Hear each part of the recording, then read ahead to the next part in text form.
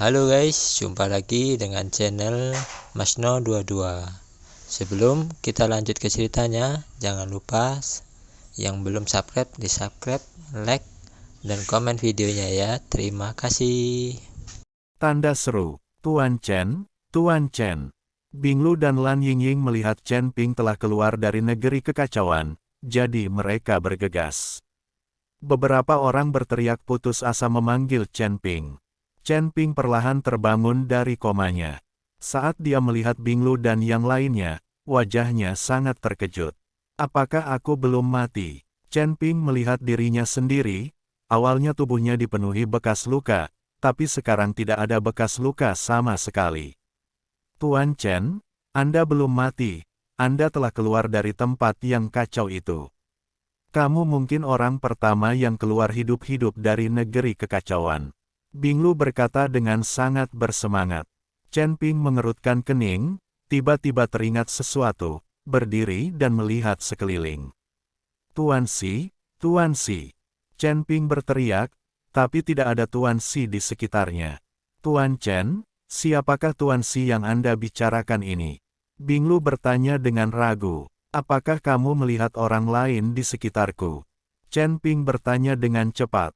Tidak, aku baru saja melihatmu keluar dari tempat yang kacau itu. Binglu menggelengkan kepalanya. Saat ini, Chen Ping berpikir keras, mungkinkah ini mimpi? Chen Ping tidak tahu apakah itu kenyataan atau mimpi. Dia hanya ingat ketika dia akan mati, Tuan Si muncul. Wah, itu bukan mimpi. Seseorang telah menyelamatkanmu. Raja Iblis Ciyun berbicara. Ketika Chen Ping mendengar ini, dia bertanya dengan penuh semangat, apakah itu Tuan Si? Pernahkah Anda melihatnya? Bagaimana saya tahu siapa orang itu? Saya tidak dapat mengingat siapa dia, tetapi saya hanya tahu bahwa dia sangat kuat. Sorot matanya hampir membuatku takut setengah mati. Siapa milikmu? Kamu memiliki ahli yang menjagamu, apa yang kamu takutkan? Jika kamu menginjakkan kakimu di dunia surga dan manusia, bukankah itu berarti semua orang akan tunduk padamu? Raja Iblis Ciyun tidak mengingat Tuan Si, dia juga tidak dapat mengingat Tuan Si, tapi dia bisa merasakan betapa kuatnya Tuan Si. Chen Ping terdiam, dia tidak tahu siapa Tuan Si. Dia mengikuti Tuan Si, tapi sepertinya itu tidak ada hubungannya dengan dia. Tapi Tuan Si sangat penyayang seperti seorang ayah baginya. Chen Ping pernah curiga bahwa Tuan Si seharusnya berasal dari klan naga, dan dia berdua adalah klan naga, jadi masuk akal bagi Tuan Si untuk menjaganya. Tapi Tuan Si sendiri tidak pernah mengakuinya. Tidak peduli siapa dia, kamu harus melindungiku setelah aku terlahir kembali secara fisik. Setelah Raja Iblis Ciyun selesai berbicara, dia berhenti berbicara. Chen Ping juga terdiam beberapa saat. Ini bukanlah apa yang dikatakan Raja Iblis Ciyun sebelumnya. Dia mengatakan bahwa ketika dia mencapai surga, dia ingin menutupi dirinya sendiri. Sekarang dia sebenarnya ingin melindunginya. Apa ini, Tuan Chen? Apakah Anda baik-baik saja? Jika tidak, ayo cepat pergi. Keluargamu akan menyusul. Binglu melihat Chen Ping tidak bergerak, jadi dia berkata. Chen Ping mengikuti komunikasi Raja Iblis Ciyun, tapi Binglu dan yang lainnya tidak bisa mendengarnya. Oke, ayo pergi ke Gunung Najishi. Chen Ping menunjuk ke pegunungan di kejauhan. Karena Chen Ping, kekacauan di negeri kekacauan melonjak, membuat pegunungan semakin terlihat jelas, dan lingkaran cahaya di sekitarnya menjadi lebih gelap. Binglu dan yang lainnya melihat ke gunung yang tinggi dan bertanya dengan bingung, Tuan Chen, sepertinya saya belum pernah melihat gunung ini sebelumnya. Mengapa disebut Jishishan? Puncak gunung ini seharusnya berada di tanah kekacauan, terhalang oleh penghalang, dan muncul karena suatu alasan. Gunung ini penuh dengan Jishi, yang seharusnya menjadi tempat tambang Jishi berada, dan gunung Jishi ini hanyalah sebuah nama yang saya panggil dengan santai. Chen Ping menjelaskan, ada banyak bebatuan di puncak gunung ini. Kali ini, Binglu dan yang lainnya membuka mulut. Berapa banyak batu tiang yang dibutuhkan? Jika batu tiang ini diberikan kepada Istana Guanghan, Tidak butuh waktu lama bagi Istana Guanghan untuk mendominasi seluruh langit dan dunia manusia tanpa masalah. Saat Chen Ping membawa Binglu dan yang lainnya menuju Gunung Jishi, Mu Nai juga membawa keluarga Mu ke puncak gunung. Tujuan mereka bukan untuk membunuh orang-orang suci ini, tetapi untuk mendapatkan tambang batu yang luar biasa. Sekarang turbulensi sedang melonjak, puncak gunung terungkap sepenuhnya, tentu saja, mereka harus bergegas secepatnya.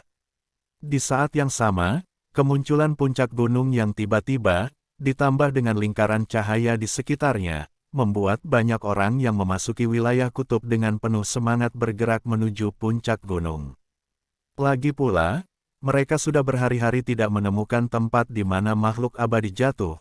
Sekarang sebuah gunung tiba-tiba muncul, tentu saja mereka ingin pergi dan melihatnya. Mungkin ini adalah tempat tersembunyi di mana makhluk abadi jatuh. Untuk sesaat, semua orang berlari menuju puncak gunung yang muncul. Chen Ping dan yang lainnya paling dekat dengan negeri kekacauan, jadi mereka bertindak sangat hati-hati. Terlalu banyak turbulensi di negeri kekacauan ini, dan juga terdapat daya isap yang kuat, siapapun yang tidak berhati-hati akan tersedot ke dalamnya. Chen Ping tahu bahwa jika dia tersedot ke dalam kekacauan lagi, tidak ada yang bisa menyelamatkannya. Tuan Xi tidak bisa muncul kapanpun dan dimanapun. Namun Chen Ping masih sangat senang mengetahui bahwa Tuan Xi belum mati. Chen Ping berjalan di sisi paling dalam, mata Tianming terbuka, dan semua yang ada di depannya menjadi abu-abu. Namun, di bawah pandangan Tianming, semuanya tidak terlihat. Bahkan pemandangan di negeri kekacauan terlihat jelas oleh Chen Ping. Tidak peduli betapa terdistorsinya ruang dan waktu, Chen Ping dapat melihatnya dengan jelas. Saat dia semakin dekat ke gunung berbatu, Chen Ping tiba-tiba menyadari aura yang tidak biasa. Aura ini sangat besar dan terus berkumpul. Bau yang sangat menakutkan membuat Chen Ping bergidik. Tuan Chen, apakah Anda menemukan sesuatu?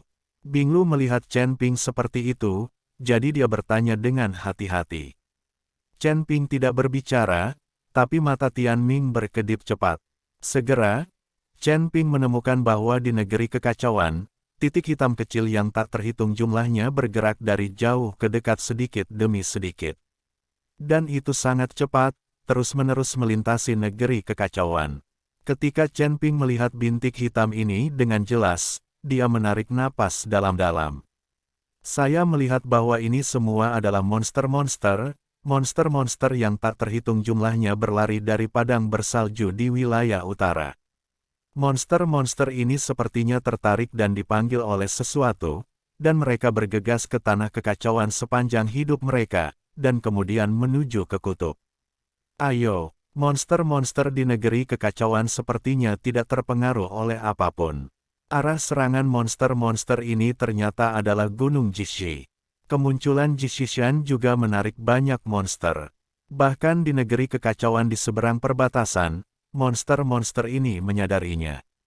Lagi pula, bagi monster-monster yang hidup di padang salju, batu tiang juga merupakan sumber daya budidaya mereka. Ya, meskipun mereka tidak dapat melihat situasi di negeri kekacauan, mereka mematuhi perintah Chen Ping tanpa syarat. Melihat monster yang tak terhitung jumlahnya, Chen Ping menarik napas dalam-dalam dan menjadi sangat serius. Percepat dan segera naik gunung.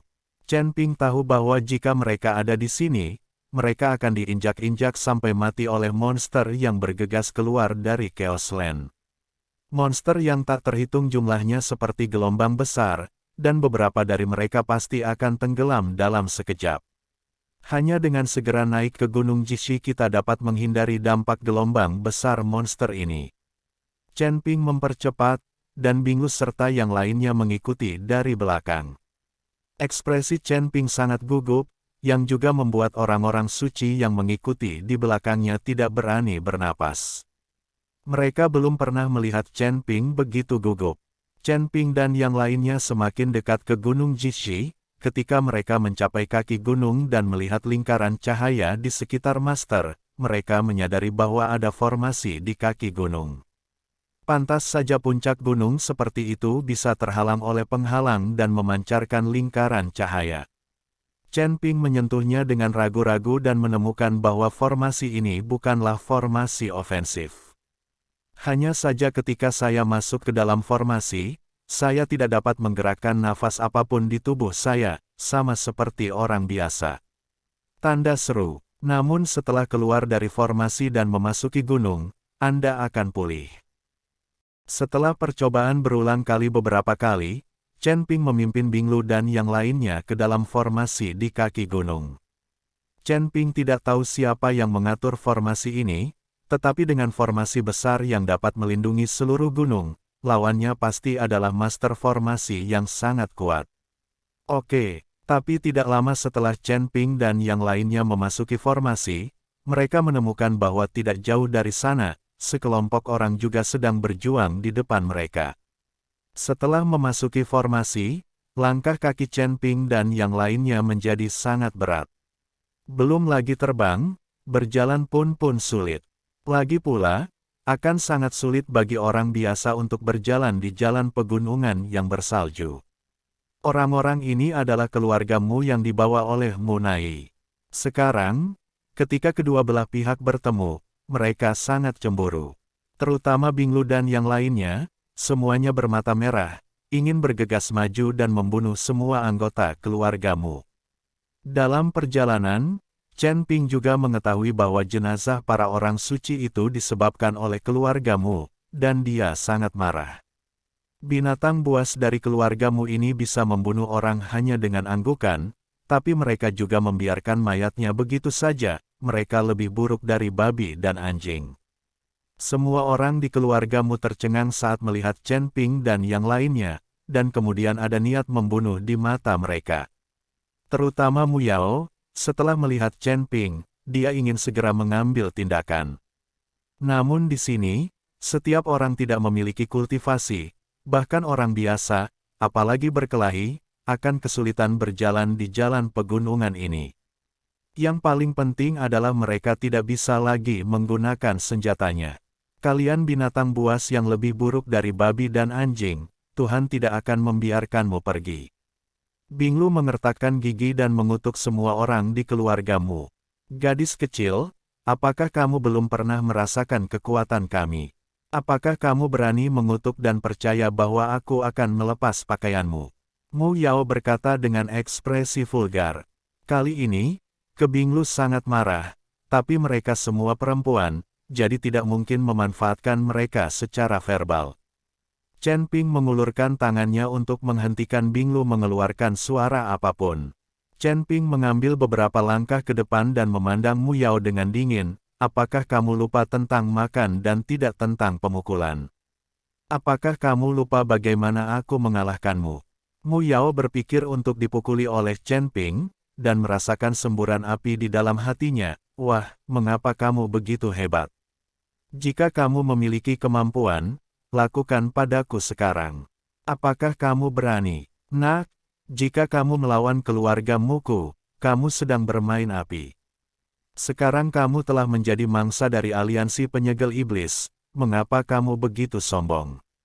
Mata Munai sedikit menyipit, menatap Chen Ping dan berkata, Chen Ping membunuh keponakannya, dan Munai sudah lama ingin membunuh Chen Ping untuk membalas dendam.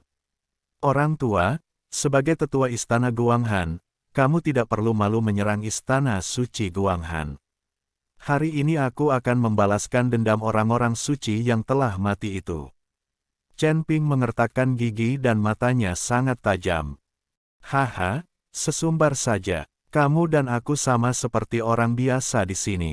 Kita tidak bisa menggerakkan nafas di tubuh kita. Bagaimana kamu bisa membalas dendam? Gunakan batu dari tanah. Munai mencibir, mengejek Chen Ping. Meskipun mereka sekarang adalah orang biasa, keluargamu jelas sangat besar, dan mereka semua laki-laki.